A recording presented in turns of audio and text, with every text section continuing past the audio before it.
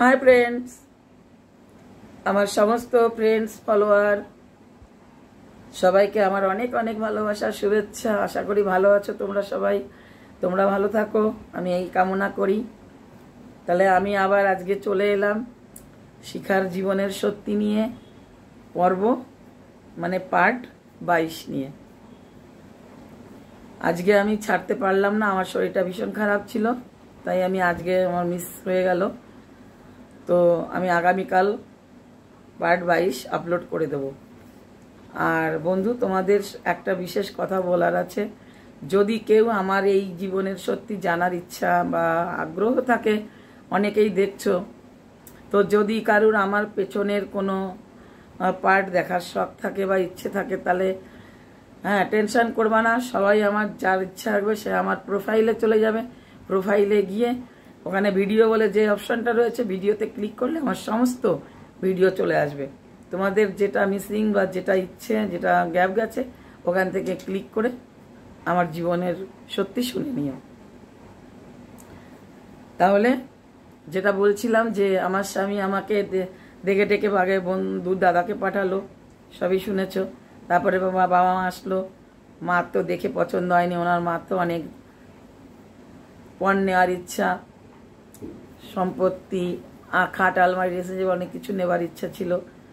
আর আমি তো খুবই গরিব, ভীষণ গরিব। আমাদের ঘরের দরজা নাই ঠিক মতো, ঘর দুয়ার ভালো না, কাঁচা বাড়ি, মাটির বাড়ি, কাঁথা বালিশও ছেঁড়া দেখেছে। আমার শাশুড়ির ভীষণ মন খারাপ। তারপরেও ছেলে যেহেতু নাছোড়বান্দা, উনি ইন্ডিয়া বাংলাদেশ মিলে প্রায় 150খানা মেয়ে দেখেছে।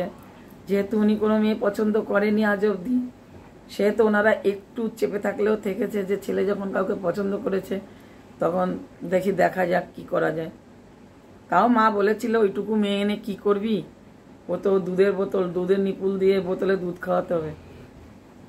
আমার বর দাদাদের দিয়ে বলিয়েছে যে আমি বিয়ে করলে এই মেয়েকে করবো, নইলে করবো না। এই একটা কথা গেল। আর দ্বিতীয়ত আর একটা যেটা বলেছিলাম, যে আমার কলকাতা থেকে একটা সম্বন্ধ এসেছিল, যেটা আমার শাশুড়ি মা দেখে যাওয়ার পর ওরা এসে দেখে যায়। আর সে ব্যাংকের চাকরি করে, দেখতে অতি সুন্দর, একদম জিতেন্দ্রর মতো ছেলেটা দেখতে। তো শুধু দেখে গিয়ে বলে যায় যে আমি আগামী মঙ্গলবার আমি মাকে নিয়ে আসছি, এসে দেখে পছন্দ হলে আমি ওই সময় বিয়ে করে নিয়ে চলে যাব, এভাবে বলে গেছিল আমার বাবা মার সঙ্গে কথা বলে। এবার ঠিক আছে, ওদিকে তো ওই প্রস্তাবটা ওরকমই রয়ে গেল। এবার এদিকে আমার স্বামী, এদিকে আমার বাবা বলেছে বিয়ে করলে করে নিতে হবে, নইলে আমি বই কিনলে আর আমি মেয়ে বিয়ে দেবো না এই বছরে। তখন আমার জানুয়ারি মাস চলছে, তাও রেজাল্ট আউট হয়ে সব বই, আমার বাবা এখনো বই কিনছে না, কারণ এদের একটু আগ্রহটা বেশি ছিল। বলেছে না, বই কিনতে হবে না, আমি নিয়ে পড়াবো, আমি সব কিনে দেবো, আপনি বই কিনবেন না। আমি এখান থেকে টিসি নিয়ে আমি গোপালনগর দিওয়ালা হাই স্কুলে ভর্তি করে দেব, ঠিক আছে। এবার যাই হোক, এবার সেইভাবে আমি দিন কাটাতে থাকলাম। আর ওদিকে উনি ডিসিশন নিল যে 1 সপ্তাহের মধ্যে বিয়ে করবে, ঠিক আছে। তা উনি আমার বাবার কাছে খবর দেয় উনি 1 সপ্তাহের মধ্যে বিয়ে করবে। তো এবার আমার বাবা বলছে, এবং ওরা বলে 30 জন লোক বরযাত্রী আসবে। আমার বর, ওদের তো প্রচুর ফিল্ড, প্রচুর আত্মীয়, প্রচুর লম্বা চওড়া সম্পর্ক, প্রতিবেশী পাড়া এলাকা দিয়ে। তো 30 না, ওদের ওই সময় 300 লোক আসার মতো লোক আছে। তো সেখানে একদম ছেটে ছুটে বাদ দিয়েও 30 জন মানে ওনার আসতে দিতেই হবে। আমার বাবার তো ক্ষমতা নেই 30 জনকে খাওয়ানোর। আর আমার বাবা রাজি হয়ে গেল বিয়ে দিতে, যে আমার মেয়েটা এত কষ্ট পায় খাওয়া দাওয়ার, কতদিন তো স্কুল থেকে এসে ভাতই পায় না, এ গাছে ওঠে সে গাছে ওঠে, নারকেল গাছে নারকেল ডাব কেটে খায়। তো অন্তত আমার মেয়েটা মোটা ভাত মোটা কাপড়ে, ওর কোনোদিন ভাতের তো অভাব হবে না। তাই জন্য আমার বাবা, আমার স্বামীর বয়স বেশি হওয়া সত্ত্বেও রাজি হয়ে যায়। আর ওই যে বলেছিল যে নিয়ে পড়াবে, তার জন্য আর একটাও প্লাস পয়েন্ট। তো যাই হোক, সেই পারবে না 30 জনকে, আমার বাবা তো স্পষ্টবাদী, সব সামনাসামনি বলে দিয়েছে। কিন্তু আমার স্বামীর এতই পছন্দ যে যে কোনো কিমতে উনি আমায় বিয়ে করবে। তখন সেই সময়, সেই জমানায় আমার স্বামী আমার বাবার হাতে 500 টাকা লুকিয়ে দেয় বরযাত্রী খরচা। মানে ওনার বাবা আমার আড়ালে, তারা জানতে না পারে যাতে, নইলে আরও কথা শুনতে হবে। সেই সময় বাবার হাতে 500 টাকা দেয়, আর আমার বাবা কিছু জোগাড় করে মোটামুটি ওই সময়কারের বিয়েতে তো অত মাংস ঠাংস রিওয়াজ ছিল না, মাছের ঝোল ভাত খাইয়েছে, ডাল ভাত তরকারি মাছের ঝোল। আমার মনে আছে কই মাছের ঝোল করেছিল বাবা আমার বিয়েতে। তো সেইভাবে টাকা দিয়ে এবার বিয়ে ঠিক হয়ে যায়। আর আমার মার ভীষণ অপছন্দ, একটু বয়স্ক ছেলের সাথে কেন বিয়ে দিচ্ছি। মার খুব কষ্ট, মনে কাঁদছে। ছেলে এমনি মায়ের পছন্দ, উঁচু লম্বার দিক দিয়ে, যে লম্বা জামাইকে দেবে সেসব ঠিক ছিল। বিয়ে হয়ে গেল, বিয়ে করতে আসলো, বরযাত্রী সেবা হলো, সব হলো। আমাকে পরের দিন ভোরবেলায় 4টার দিকে বিয়ে টিয়ে করে 4টার দিকে ওরা আমাকে নিয়ে যায়। ওখানে আবার সব ওই পরের দিন বিকালে সূর্য ডোবার ওই নিয়মে করে না, এরা আবার বিয়ে টিয়ে করে নিয়ে ওই কোনো রকম কিছু না, ভোর সব 3টে 4টে বাজলে আবার নিয়ে হাঁটা দেয় গ্রাম ঘরে, দেখেছি। তো সেইভাবে আমাকে ভ্যানে করে নিয়ে যায়, ঠিক আছে, ভ্যানে করে আমাকে বিয়ে করে নিয়ে যায়। আর সব বরযাত্রী এসেছিল গরুর গাড়িতে, ঠিক আছে, 4-5টা গরুর গাড়ি এসছে। সেই গরুর গাড়িতে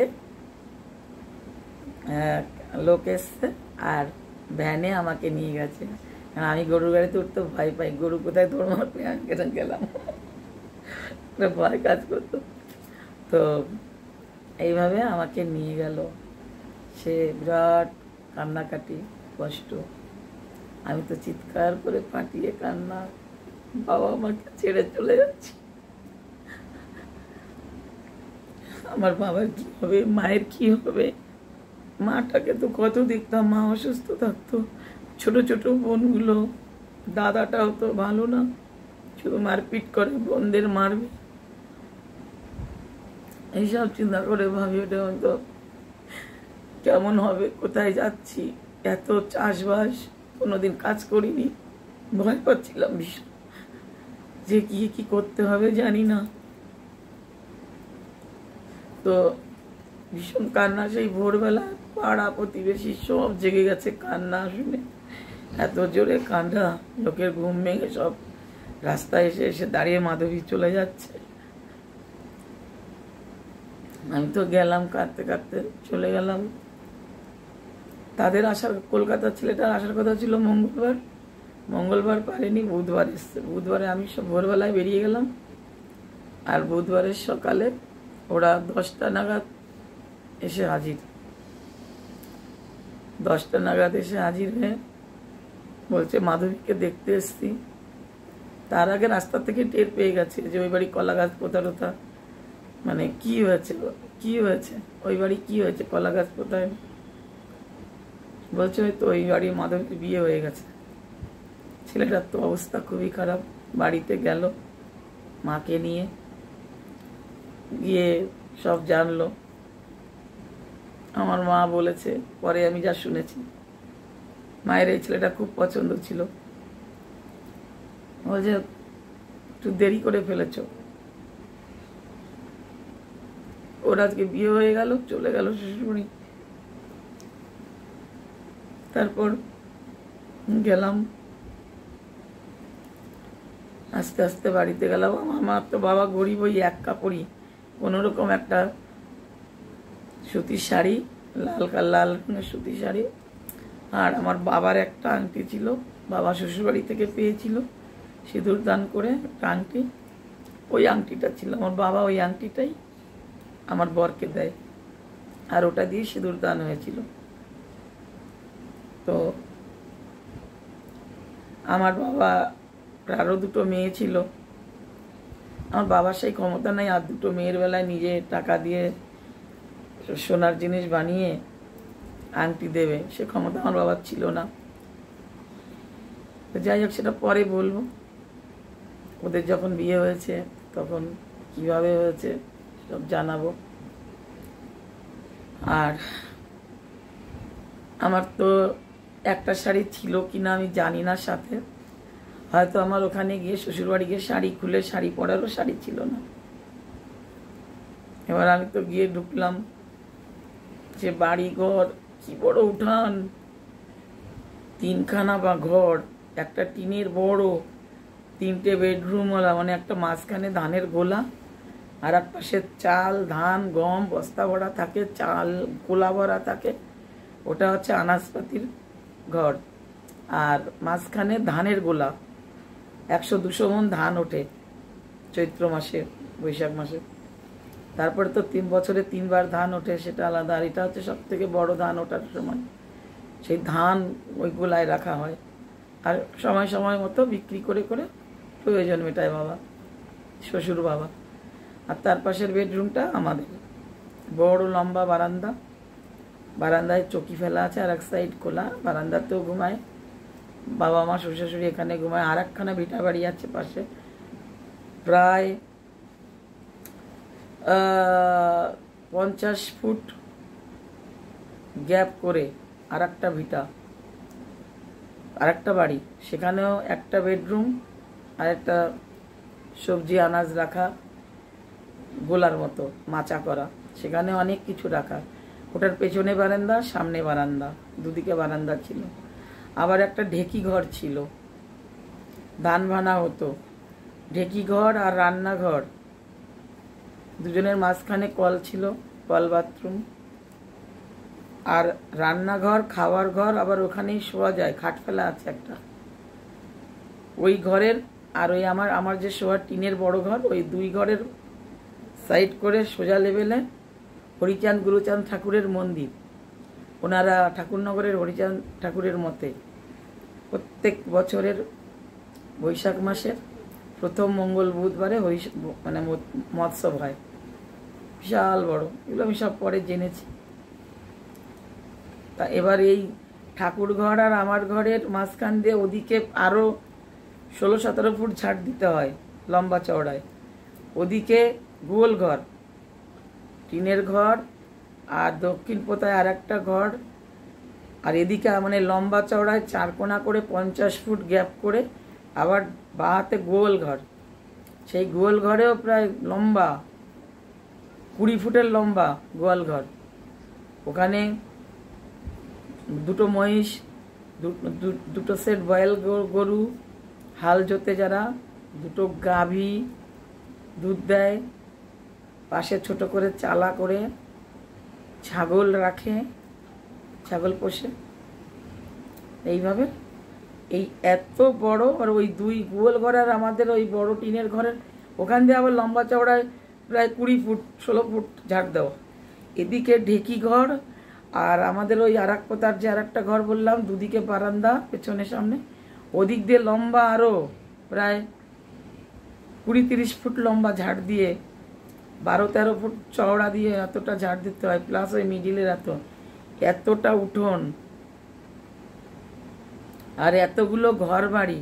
আর আমাকে নিয়ে উঠালো সেই বাড়ি, আমি তো দেখে শেষ। ওখানে আমি কত কাজ করবো, কোনোদিন কিছু করিনি। বাবার কেনা চালের ভাত খেয়েছি, খেলাধুলা করেছি, পড়াশোনা করেছি, আর মা অসুস্থ হলে টুকটাক ঘর দুয়ারে কাজ করেছি, আর রান্নাবাড়া করেছি, গুলি খেলেছি। আমি তো কোনো, হ্যাঁ, ঘর দুয়ার লেপা পোছা করতাম, রান্না একটু শিখেছি, এইটুকু আমি করতে পেরেছি, উঠোন ঝাড় দিতে শিখেছি। কিন্তু আমি তো অনেক ছোট ছোট ছোট হাত, এত বড় উঠোন ঝাড় দিয়ে কি করব।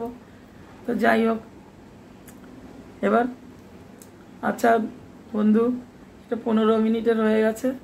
আমি এর পরবর্তী কথা তোমাদেরকে আমি 23 পর্বে বলছি, পার্ট 23-এ বলছি। আজ এখানেই রাখছি, বিদায়।